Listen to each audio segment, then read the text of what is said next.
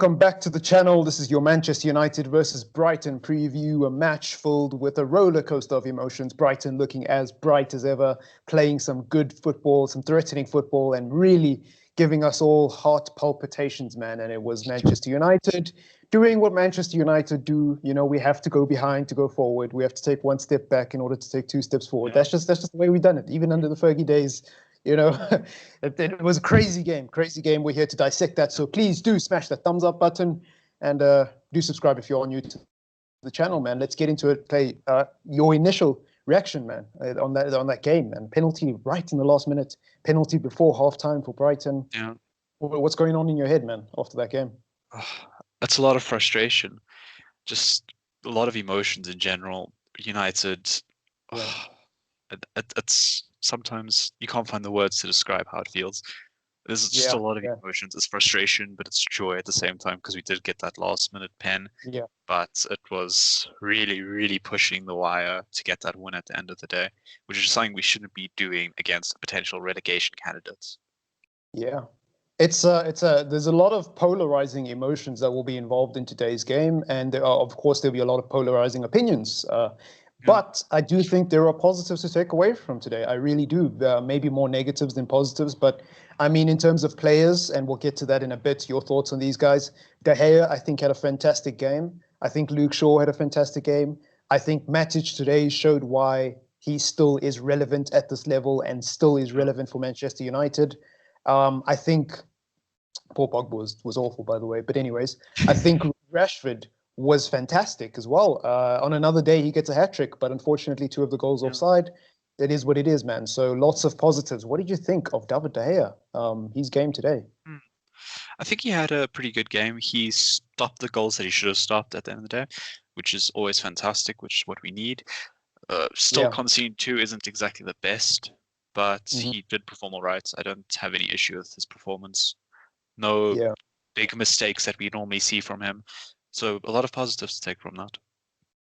100%, man. And I think, look, with all the talk about Dean Henderson and De Gea, I've always said, whichever one you pick, just go with them, you know, because I don't think Manchester United, the difference between us making second and third is going to be the goalkeeper. I genuinely don't. I think Henderson will make mistakes when he starts to play more consistently. And I think this might be a sensationalist thing to say because a lot of people know I like De Gea, but this is genuinely me trying to be objective. I think the moment Henderson starts to play badly, people will turn their back on him, just like they have with De Gea. And, you know, hopefully it doesn't come to that, but that's just my personal opinion. The back 4 today, awful, man, awful. What did you think of Aaron Wan-Bissaka? Some people are calling him the new ghost of Manchester. What were your thoughts on him? Sorry, I just have to repeat a little bit. Lost a little connection in your question. Oh, sorry. My apologies. What did you think of Aaron Wan-Bissaka today? Some people are calling him the new ghost of Manchester.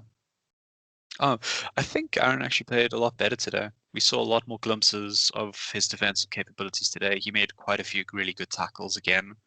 Some of them could have gone very sideways with any other player making them. But going forward, he didn't offer too much.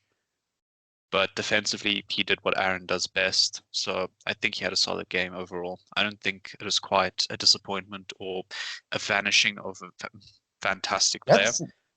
That's interesting, man.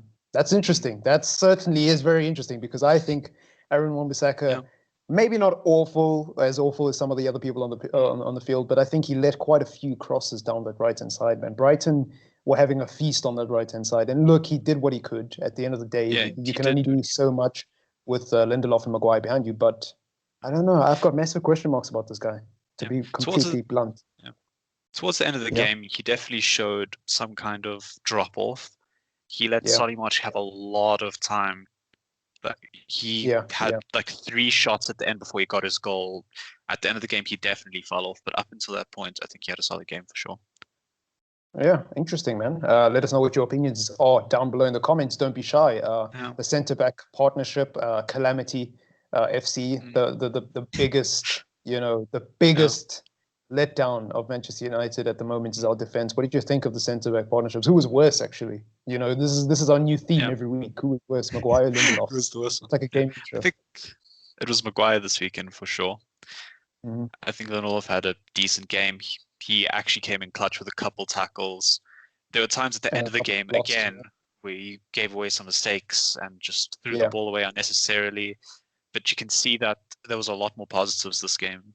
yeah, Lindelof actually tried and he made a few interceptions. He got a few blocks in. It just, yeah, you can see our lack of match sharpness. It's very evident in all our players today. We just fall off yeah. at the end of the game. And that allowed Brighton way too much space and opportunities. They should have gotten quite a few more goals at the end of the game. Yeah, look, Harry Maguire is, for those of you who play Clash Royale, is like a golem. You know, he moves exceptionally slow. It's like having a golem in defense, you know, and a normal Yeah. big fat golem, the 8 elixir one to be specific, you know. But no, jokes aside, what really pisses me off about Harry Maguire, and I was trying to explain this on the show to somebody who was a fan of Harry Maguire, is that I think the difference between Harry Maguire and Lindelof is not just the price. It's the fact that Harry Maguire, to me, for all the good things I heard about him, not just his aerial dominance, but the fact that he was a solid defender at Leicester City and an integral part of their defense, the fact that he plays for England, so he has some international experience. You know, Yeah. he's got all this pedigree coming into Manchester United, and it's not backed up by anything. What I always tell people with Lindelof is, if you think Lindelof is crap, then how crap is Harry Maguire? Because at least with Lindelof, I can say most of us never watched Lindelof before he came to United. So at least in my opinion, Lindelof was never a good player. I think the reason why I like Lindelof so much is because my expectations of him are so low. No offense. Like it's very hard for him to disappoint me. You know, he disappointed me against Crystal Palace. But beyond that, I don't know. I know what I want from Lindelof. And with Maguire, it's not just the price tag. It's starting to get frustrating for a player who plays for England, a player who's played for Leicester City in the Premier League for quite a while, for a player with all the good arguments, like on his day at Leicester City, he was one of the best in the league. I don't see it, you know, and I'm not asking you to be Harry Beckenbauer every game. Just do the basics. Close your man down, you know, actually stop being like an ice statue in the middle of the field, man. You know, get some heat up there. Jeez, like so that's what's frustrating about Harry Maguire for me, but we move on. Luke Shaw, what did you think of him?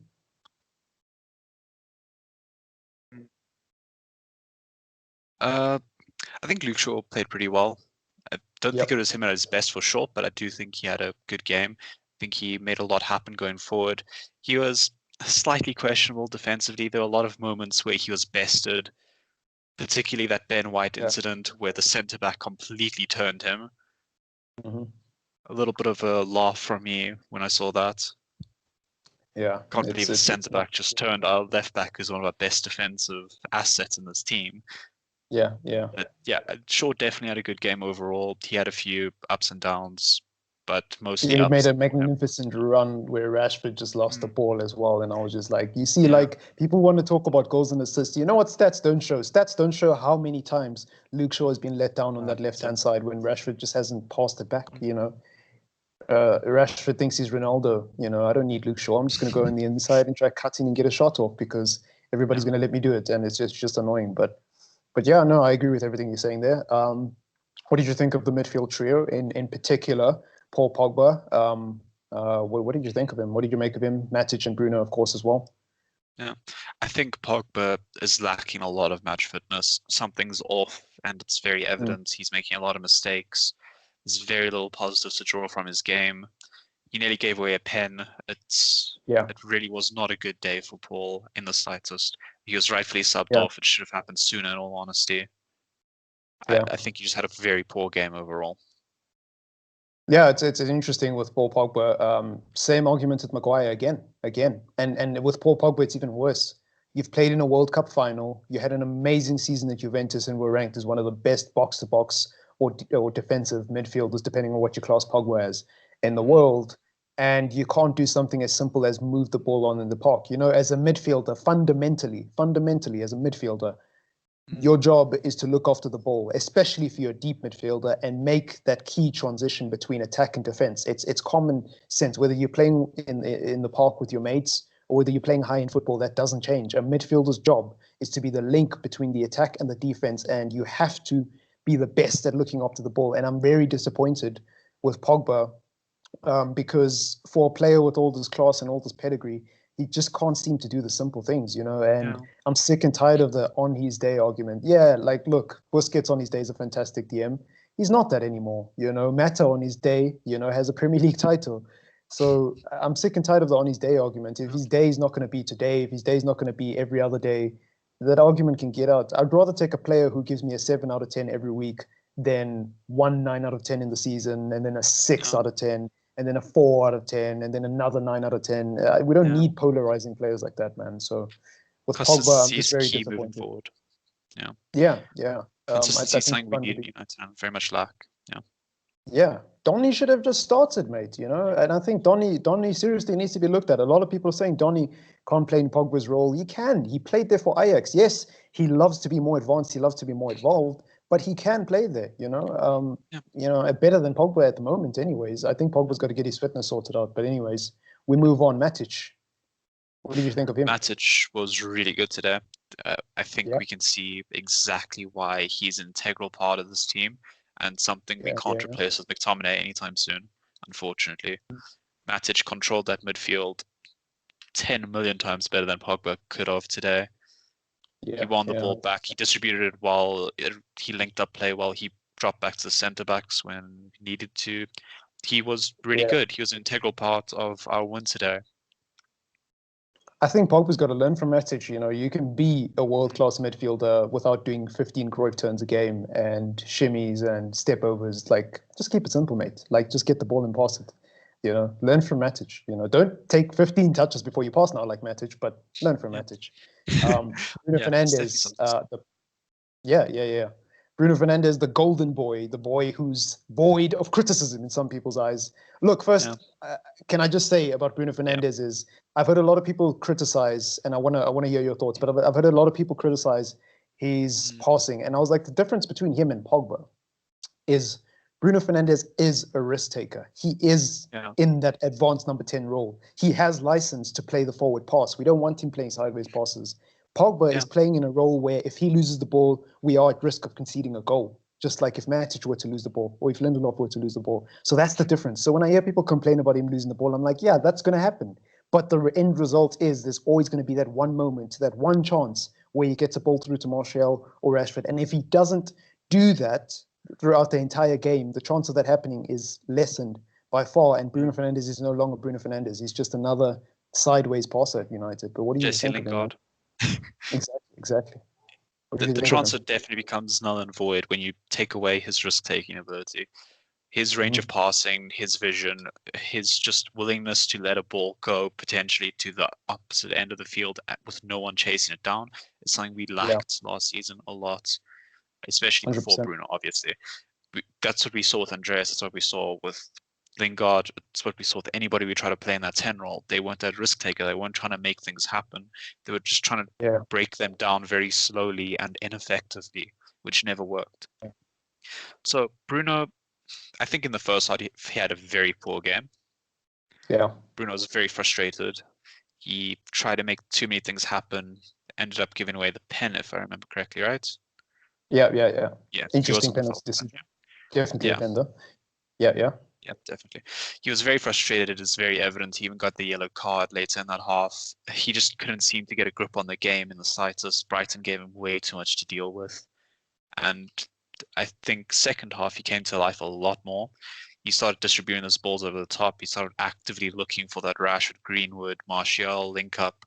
Yeah. And that led to our front three gelling really well in certain situations. I love Bruno Fernandes, man. Even when he's playing badly, man, he's just got the grit and the fight. He reminds me of Ander Herrera so much. And the fact that he's a foreign player and he's not English makes it even better. Because I look at guys like Harry Maguire. I'm sorry to keep going in on this guy, but not just him. Everyone else in that team at times just looked a little flat. They looked a little, tentative and very shy, very timid. But Bruno Fernandes is always energetic. He's always looking to run. And I suppose that's something that Fred has as well. And I've said it in the past. So interesting stuff, man. But he definitely didn't have the best first half. But that's what you get with Bruno. He's not going to be perfect all the time. And more than not, he will lose the ball in the middle of the park. But it's worth it in the end when it works out, in my opinion, at least. What did you think of Mason Greenwood then? I think Greenwood had a good game overall. He got into good channels. He got into good positions. He should have had a goal today for sure. He had a good few shots. He was our primary shot taker in the first half, as we only had one shot.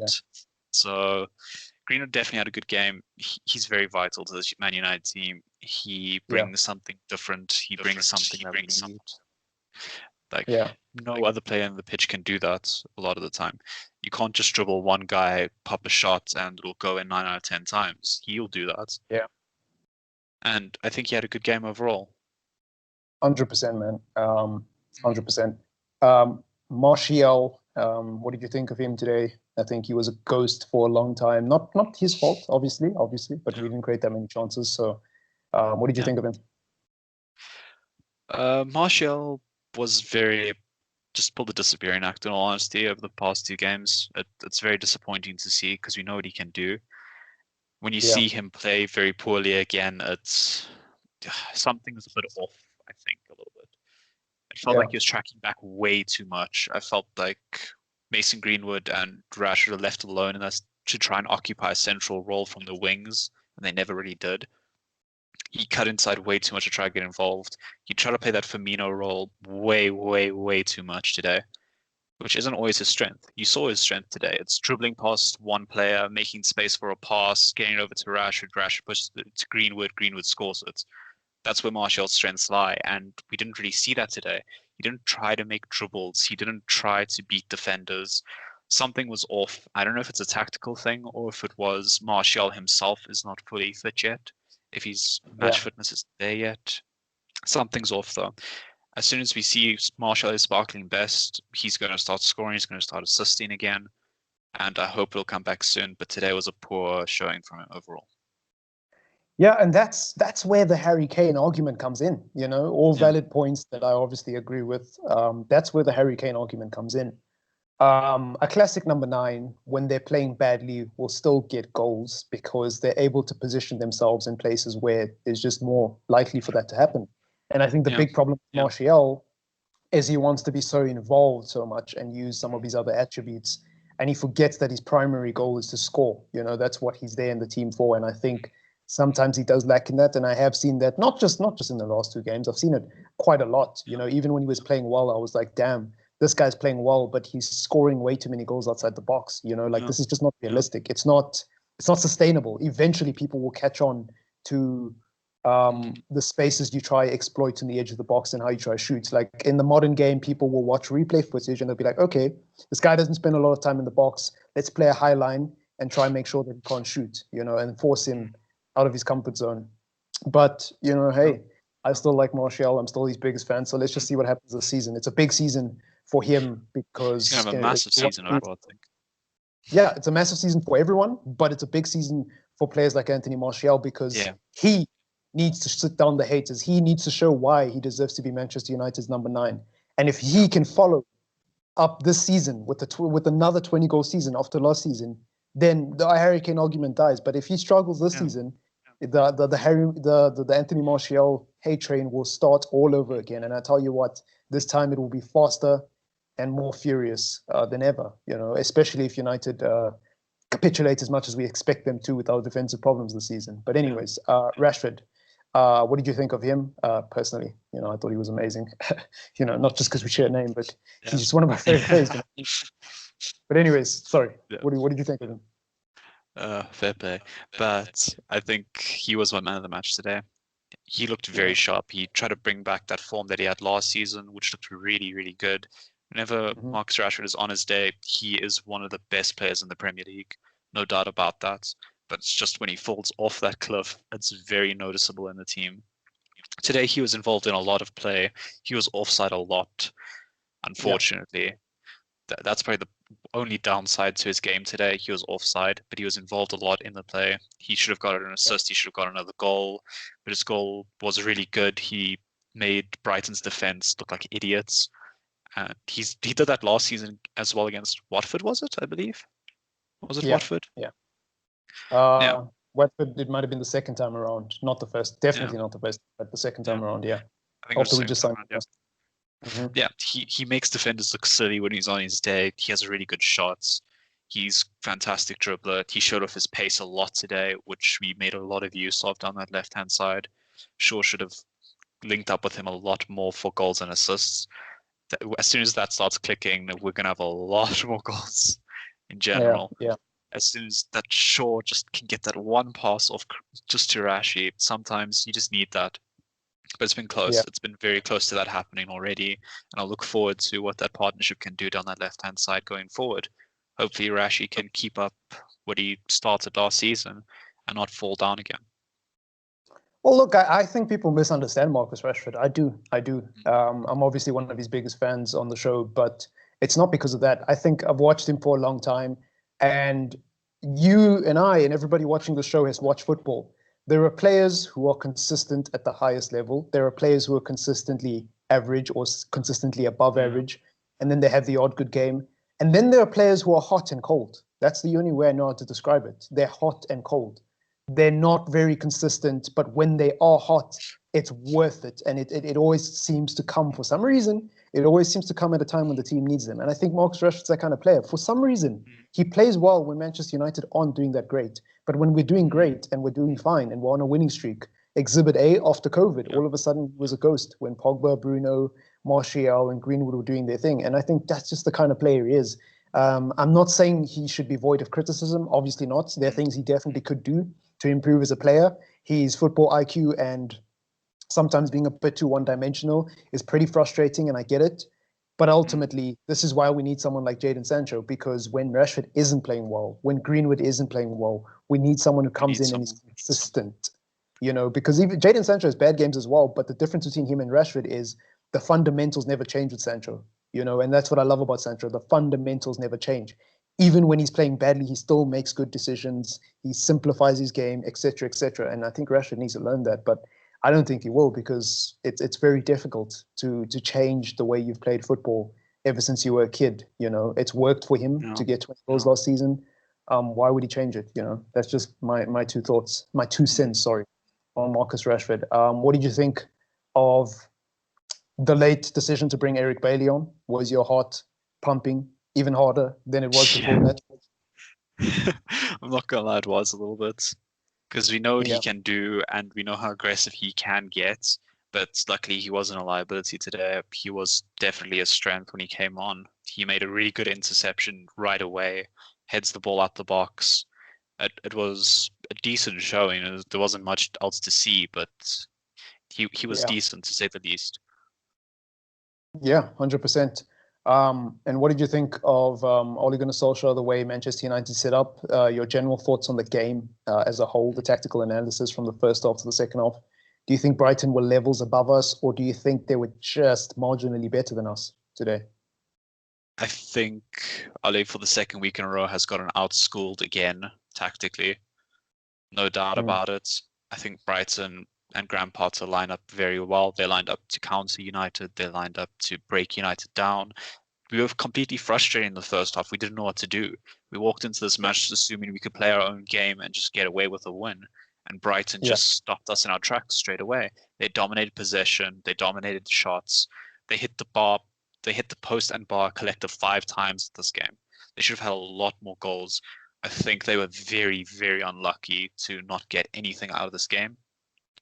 It should have probably ended in a draw or a win for Brighton, in all honesty. I think we were out-tacticked by a lot again. Yeah, I can't disagree with that too much, although this is football. You don't get what you deserve, you get what you take. And hitting the post 4 or 5 times.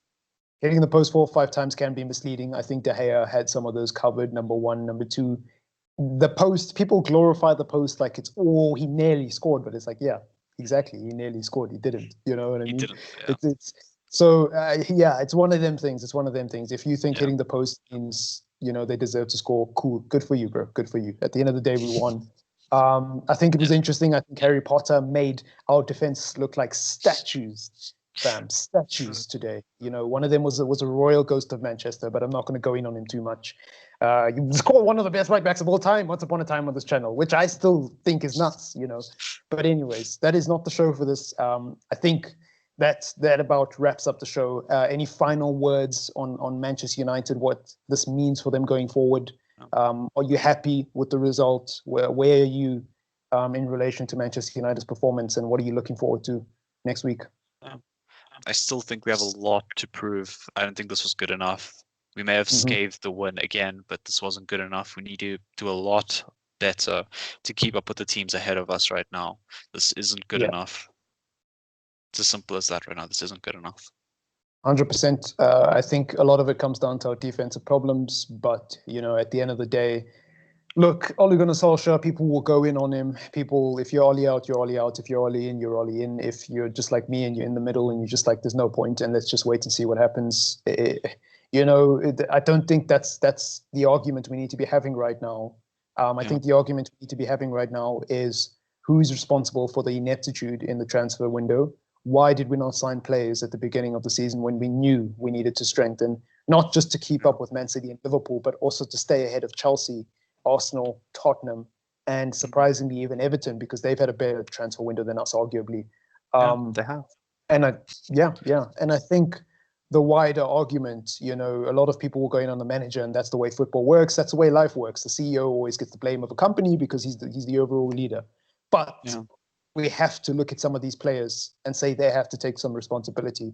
I think Pogba today was awful, man. Pogba today was awful. And it's not just today. And look, fitness, maybe, because he had COVID and he came late to preseason training. So I don't know. If fitness is the issue with Pogba, then that's not an excuse for me. Why would he start?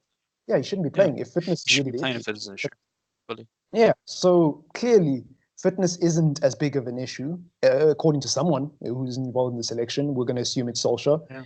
And Pogba's got to take ownership for these performances, man. It's what frustrates me today, and I said this during the game off air to one of our cast members who's not here today. He knows who I'm talking about. I said it to him before the game kicked off. What annoys me about Harry Maguire, what annoys me about Paul Pogba, and look, to a certain extent, Marcus Rashford as well. What annoys me about some of these players is that they're basically undroppable. They're basically, and Lindelof maybe as well, because people think Bailey should have started, but they're basically undroppable. They can basically get away with murder. They could set the field on fire and they'd still get picked for the next game, and it's ridiculous. I just think there has to be, especially with Pogba. At least with Maguire and Lindelof, there's no one better besides maybe Eric Bailly, but I don't think Eric Bailly's better than the two of those anyways, because he's only had 2 or 3 games in the last 18 months and his injury record. So look, there's an argument to be had there. But there's no argument to be had that Van der Beek shouldn't have started today. I will not listen to anyone who thinks that Paul Pogba rightfully should have started over Van der Beek today, because I think Van der Beek has had a better preseason. I think Van der Beek is more fit. I think Van der Beek he's in a rhythm. He wants to play for the team. He's motivated.